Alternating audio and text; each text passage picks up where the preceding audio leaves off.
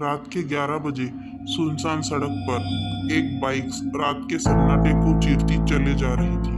दो दोस्त रोहन और मुकेश अपने दोस्त मोहित के घर जा रहे थे। रोहन और मुकेश आज पूरे 2 साल बाद अपने दोस्त मोहित से मिलने जा रहे थे। तभी रोहन मुकेश से बोलता है, यार अपने शहर में तो कुछ भी नहीं बदला। फिर मुकेश ने कहा, हाँ यार तूने सही कहा। यही सब बात करते दोनों चले जा रहे थे। मैं तो कहता हूँ वो कब्रिस्तान वाली रोड से मत चलियो यार। फिर रोहन ने कहा, क्यों भाई तुझे डर लगता है क्या? अरे डर मत, मैं हूँ ना यार तेरे साथ। फिर रोहन की बात सुनकर मुकेश बोलता है, ना यार डर की बात नहीं है, तुझे तो पता ही है ना वो कब्रिस्तान कितना शापित है। रोहन निडर लड़का था, इसीलिए मुकेश की बात सुनकर रोहन बोलता है, अरे भाई तू कैसी बात कर रहा है, मैं तो उसी रास्ते से ही जाऊंगा, उस रास्ते से टाइम कम लगेगा। मुकेश जानता था रोहन बहुत जिद्दी है, वो नहीं मानेगा, इसीलिए मुकेश कुछ नहीं बोला और फिर उसके बाद रोहन उसी ही रास्ते से जाने लगता है। ये दोनों कुछ ही आगे गए थे, तभी इनकी बाइक झटके देने लगती है। तभी मुकेश कहता है, अरे क्या कर रहा है, सही से चला भाई। फिर रोहन बोलता है, अरे भाई मैं तो सही चला रहा हूँ, पर पता नहीं इस बाइक में क्या हो गया है। रोहन ने इतना ही कहा था कि उनकी बाइक झटके देते देते थोड़ा आगे जाकर बंद हो जाती है। बाइक बंद होते ही रोहन बोलता है, अरे ये बाइक कैसे बंद हो गई? फिर मुकेश कहता है, अरे यार बंद हो गई तो क्या फिर से स्टार्ट करना? मुकेश के इतना बोलते ही रोहन बाइक फिर से स्टार्ट करने की कोशिश करने लगता है, पर बाइक स्टार्ट नहीं होती है। तभी मुकेश ये एक ऐसी चीज देख लेता है जिसे देखकर मुकेश बस उसे ही देखा जा रहा था। मुकेश को देखकर उसे पता चलता था कि मुकेश जो चीज देखता है उसे तभी रोहन की नजर मुकेश पर पड़ती है और उसे ऐसे डरते हुए देखकर रोहन बोलता है, अरे अब तुझे क्या हो गया? पर मुकेश कुछ नहीं बोलता, बस अपनी उंगली से इशारा करते हुए दिखाता है। जिस तरफ मुकेश की उंगली थी उसी दिशा में रोहन जैसे ही देखता है तो उसे दिखता है कि उनकी बाइक कहीं नहीं बल्कि उसी कब्रिस्तान के गेट के आगे खराब हुई थी। पर रोहन एक निडर लड़का था, इसलिए वह मुकेश से बोलता है, अरे भाई तू डर क्यों रहा है? बाइक इतने समय से घर में ही खड़ी थी, इसीलिए बाइक बंद हो गई है।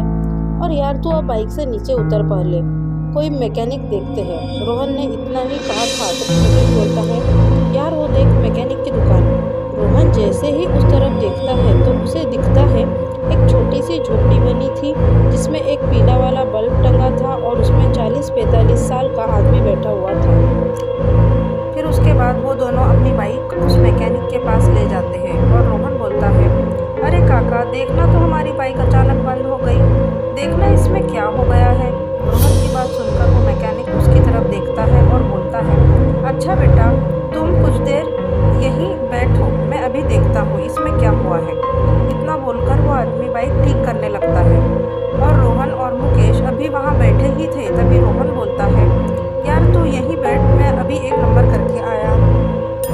इतना बोलकर रोहन थोड़ा ही आगे जाकर टॉयलेट करने लगता है और जैसे रोहन एक नंबर करके पीछे मुड़ता है वो देखता है कि उसके पीछे एक आदमी खड़ा था और वो उसे ही देखा जा रहा था।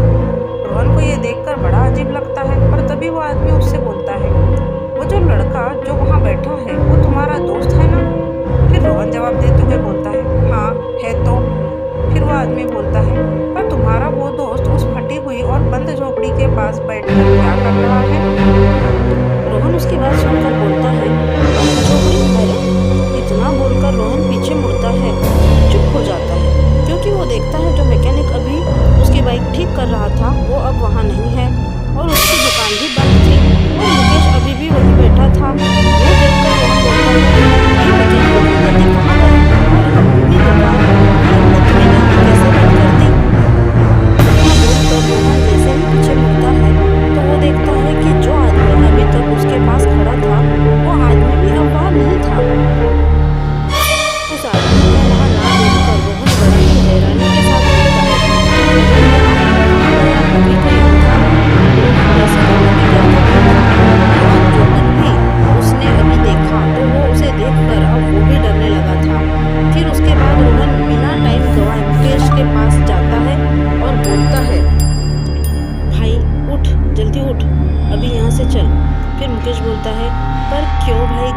भी ठीक होने ही वाली है।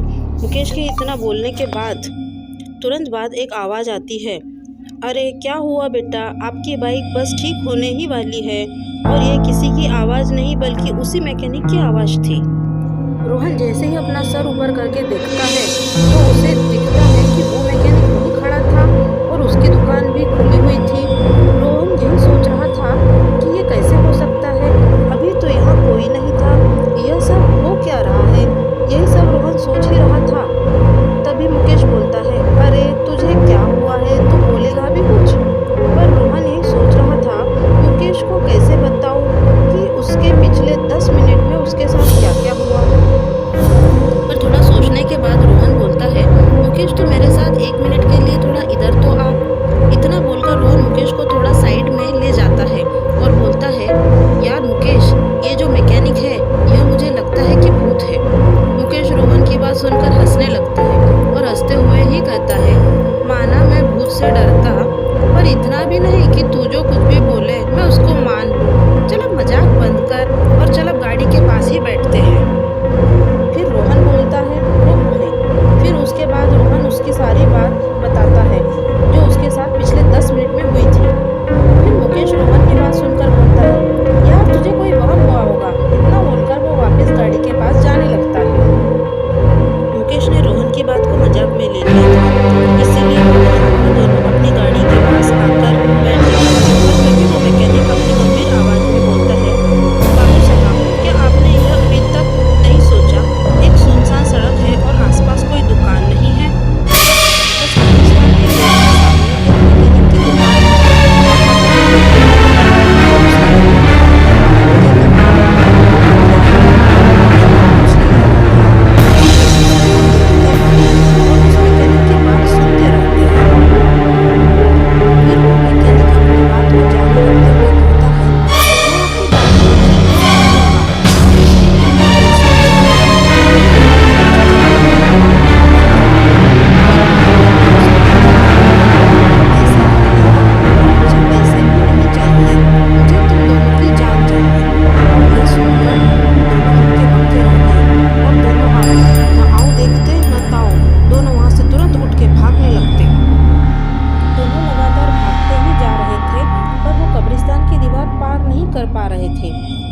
कब्रिस्तान से आगे नहीं जा पा रहे थे। दोनों को अब भागते भागते लगभग आधा घंटा हो गया था और दोनों की सांस भी फूलने लगी थी। पर तभी दोनों अचानक रुक जाते हैं और वो दोनों देखते हैं कि आगे उसी मैकेनिक की दुकान थी और वही कब्रिस्तान का गेट था। यानी वो दोनों भागते भागते वही वापस आ गए थे। फिर तभी वो दोनों देखते हैं कि वो मैकेनिक अभी भी उन्हीं को देखकर मुस्कुरा रहा था, मानो वह यह कह रहा था कि तुम अब नहीं जा सकते। दोनों सोच ही रहे थे कि वो क्या करे। तभी रोहन मुकेश को जंगल की ओर भागने को बोलता है। फिर उसके बाद दोनों जंगल की ओर भागने लगते हैं और दोनों भागते भागते अब जंगल के काफ़ी अंदर आ गए थे। तभी दोनों को किसी औरत के रोने की आवाज़ सुनाई आती है। आवाज़ सुनकर दोनों पहले एक ही जगह पर रुक जाते हैं। फिर दोनों जिस ओर से रोने की आवाज़ आ रही थी उसी ओर जाने लगते हैं। पर थोड़े ही आगे जाकर वो दोनों देखते हैं एक औरत उनसे थोड़ी ही दूरी पर बैठी अपने सर को नीचे की ओर करके रो रही थी। पर रोहन को पता नहीं क्या होता है। वो उस औरत के पास जाने लगता है और मुकेश उसे रोकना तो चाहता था पर वो भी कुछ नहीं बोलता और वो भी उसके साथ वहीं जाने लगता है। फिर उसके बाद रोहन उस औरत के पास जाता है और बोलता है, अरे सुनिए, कौन है आप और इतनी रात को क्या कर रही है। पर वो औरत रोहन की बात का कुछ जवाब नहीं देती, जैसे उसने रोहन की बात सुनी ही ना हो। फिर रोहन अपने हाथ से उस औरत को टच करते हुए एक बार फिर से बोलता है, अरे कौन है आप और आप रो क्यों रही हो। इस बार वो अपनी बात सुन लेती है और वो अचानक से अपना रोना रोक कर बोलती है, उसने मेरे पति को मार दिया। बस इतना बोलकर वो औरत फिर से रोने लगती है। फिर मुकेश डरते डरते बोलता है, किसने तुम्हारे पति को मार दिया। फिर वो औरत अपने गंभीर आवाज़ में बोलती है, उसने मेरे पति से अपनी गाड़ी ठीक कराई और जब मेरे पति ने उससे पैसे मांगे तो उसने मेरे पति को मार दिया। और अब हम सब की गाड़ी ठीक तो करते हैं पर पैसे नहीं लेते। इतना बोलकर वो औरत चुप हो गई। पर यह सुनकर उन दोनों के होश उड़ जाते हैं।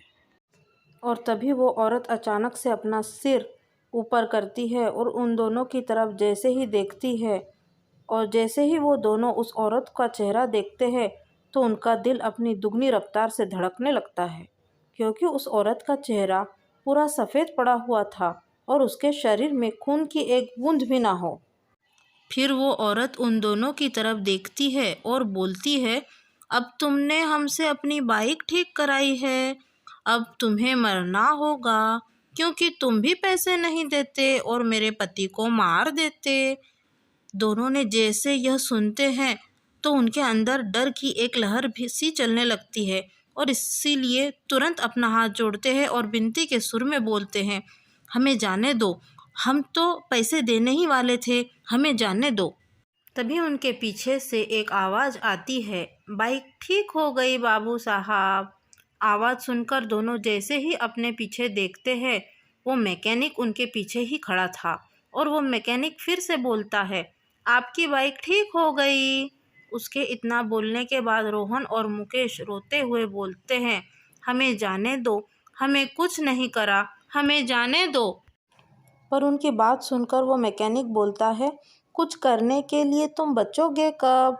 इतना बोलकर वो उनके पास आने लगता है और वो जितना पास जा रहा था वो मैकेनिक उतना ही भयंकर होता जा रहा था।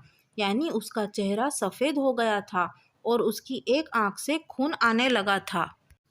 और तभी उस औरत के रोने की आवाज़ भी बढ़ने लगती है। उसकी आवाज़ इतनी तेज़ हो रही थी कि अब रोहन और मुकेश के कान में चुभ रही थी और देखते ही देखते रोहन और मुकेश के कानों से खून आने लगता है। फिर उसके बाद मैकेनिक भी उनके एकदम पास आ जाता है, पर वो दोनों कुछ नहीं कर पा रहे थे। उन दोनों को ऐसा लग रहा था जैसे उनके ऊपर लाखों चींटियाँ छोड़ दी हो और वो सब चींटियाँ एक साथ उन्हें काट रही हो। वो दोनों कुछ कर पाते उससे पहले ही उस मैकेनिक ने रोहन की दोनों आंखें निकाल ली थी। रोहन ने दर्द से तड़प तड़प कर मुकेश के सामने अपना दम तोड़ दिया, पर मुकेश कुछ नहीं कर पा रहा था। और तभी वो मैकेनिक उसकी ही तरफ देखने लगता है और देखते ही देखते मैकेनिक ने मुकेश की भी दोनों आंखें निकाल दी और मुकेश ने भी यही तड़प तड़प कर अपना दम तोड़ दिया है। कहते हैं आज भी उस कब्रिस्तान के गेट के आगे वही मैकेनिक रात को अपनी दुकान खोलता है और वो अभी भी गाड़ी ठीक करने के पैसे नहीं लेता। क्या आपको भी अपनी गाड़ी फ्री में ठीक करानी है?